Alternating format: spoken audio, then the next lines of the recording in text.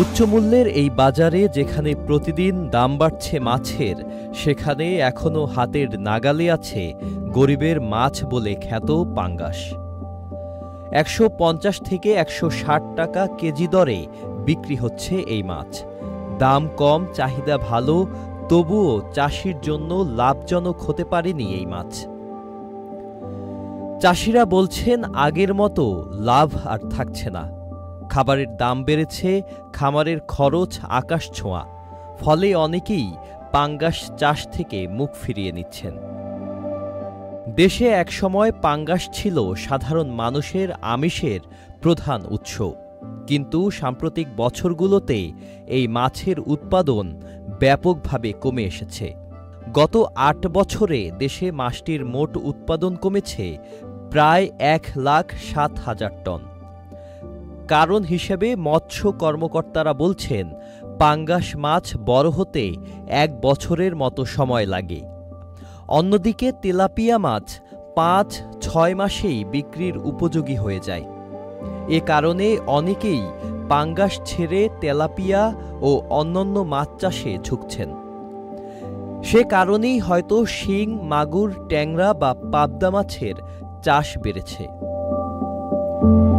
তাছাড়া হ্যাচারিগুলো নিয়ম না মানায় পোনা বড় হতে সময় লাগছে। অন্যদিকে মাছে মরক লাগার কারণে অনেকে ক্ষতিগ্রস্ত হয়ে পাঙ্গাস মাছ চাষ ছেড়েছেন। পাঙ্গাসের রোগবালাই প্রতিরোধে ভ্যাকসিন তৈরির কাজ চলমান থাকলেও এখনও পাঙ্গাস মাছকে রোগবালাই মুক্ত রাখা যাচ্ছে না। গত ২০২৩-২৪ অর্থবছরে দেশের পুকুরগুলোতে মোট পাঙ্গাস উৎপাদন হয়েছিল ৪,০৪,৯৬৩ টন।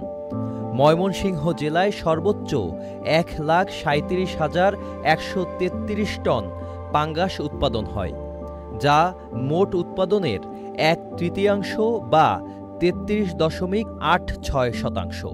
দ্বিতীয় সর্বোচ্চ ৪৪,৪৫৬ টন পাঙ্গাস উৎপাদন হয় কুমিল্লা জেলায়। ২৬,২০৮ টন নিয়ে তৃতীয় স্থানে রয়েছে বগুড়া। বিশেষজ্ঞরা বলছেন, পাঙ্গাসের দাম যত কম ততই চাষির ক্ষতি।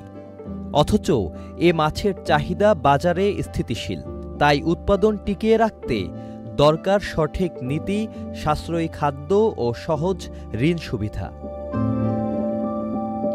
গরিবের মাছ বলে খ্যাত পাঙ্গাস হয়তো এখনও ক্রেতার নাগালে, কিন্তু চাষির জন্য পাঙ্গাস মাছের চাষ হয়ে উঠেছে গলার কাটা। Sajid Abdullah, channel I.